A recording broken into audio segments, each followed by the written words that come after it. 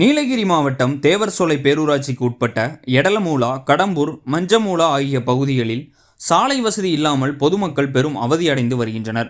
மழைக்காலங்களில் பள்ளி குழந்தைகள் மற்றும் முதியவர்கள் சாலையில் பயணிக்க முடியாத அவலநிலை ஏற்பட்டுள்ளதாக பொதுமக்கள் வேதனை தெரிவிக்கின்றனர். மேலும் இரவு நேரங்களில் சாலையை கடக்க மிகவும் சிரமமாக உள்ளதாகவும், இது குறித்து தேவர்சோலை பேரூராட்சிக்கு பல முறை மனு அளித்தும் தற்போது வரை எந்த நடவடிக்கையும் எடுக்கவில்லை என குற்றம் சாட்டியுள்ளனர்.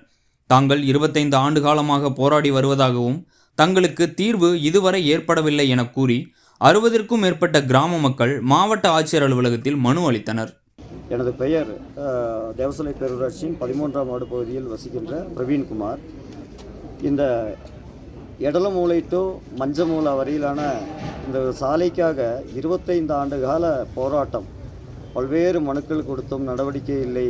அதே போன்ற துறை சார்ந்த அதிகாரிகளை நேரடியாக மக்கள் அனைவரும் சந்தித்தும் நடவடிக்கை இல்லை. சட்டமன்ற உறுப்பினர் அவர்கள் இதற்கு பலமுறை சொல்லியும் நடவடிக்கை இல்லை. வார்டு கவுன்சிலராகிய திருமதி கிரிஜா அவர்கள் பல்வேறு இதற்கான மேல் நடவடிக்கைகளை எடுத்தும் பலன் இல்லை. ஆகவே இந்த எடலமூலா சாலை என்பது மக்களால், இந்த மக்கள் அனைவரும், நாங்கள் அனைவரும் இணைந்து அந்த சாலைக்கான நிலத்தை விலை கொடுத்து வாங்கினோம். விலை கொடுத்து வாங்கி அந்த நிலத்தை பேரூராட்சிக்கு முறைப்படி ஹேண்டோவர் செய்யப்பட்டிருக்கின்றன.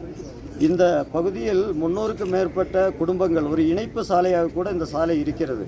இத்தனை ஆண்டு காலமாக இந்த சேரும் சகதியுமான இந்த சாலைகளில் இந்த குழந்தைகள் பள்ளிக்கு போகும்பொழுது ஒரு மருத்துவ வசதிக்கு ஒரு 108 ஆம்புலன்ஸ் வருவதற்கு வாய்ப்பில்லை.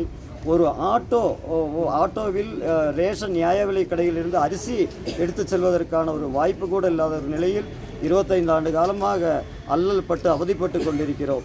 தயவு கூர்ந்து இன்றைய தினம் மாவட்ட ஆட்சியர் அவர்கள் இதற்கு நல்ல ஒரு முடிவை எட்டி தருவார்கள் என்ற நம்பிக்கையோடு 60ற்கும் மேற்பட்ட மக்கள் வந்திருக்கின்றோம்.